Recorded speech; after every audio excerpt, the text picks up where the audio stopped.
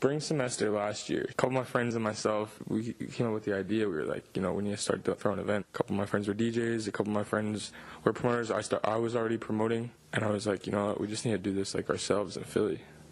So I put together a party at the Arts Garage in May of last year. We didn't know the direction we wanted to take it in. The route we wanted to take was kind of like a classier underground scene, not commercialized at all. Philadelphia is really flooded with the EDM scene right now.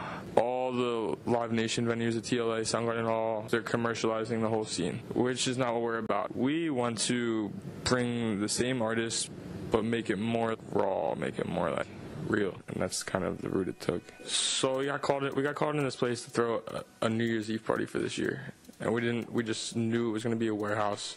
We didn't know what it was going to be. We walk in, it's like glass sliding doors. It said Trump Towers. There was a big Trump Tower sign. Apparently the building was like Donald Trump's old building, and that popped off like that. Like instantly, we were just like, oh my God, like this place has so much potential.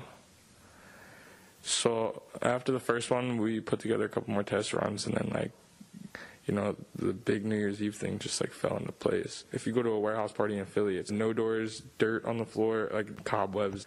This place is like, Donald Trump's old building. So we're like, okay, how are we gonna make this a positive thing? How are we gonna turn a party into a good thing? It was around Christmas time. Toys for Tots is perfect for Christmas time. So we put an event together, and we made it so if you brought a toy, it would get you in for cheaper. What I realized from that is you need to give people incentive to donate to charity. I really am like all about giving back to the community because, we go to school in North Philly. We see a lot of, underprivileged people. I grew up with a disabled twin brother, so I know exactly how people should be giving back. And also one of my partners, his parents started a foundation called Communities Rising.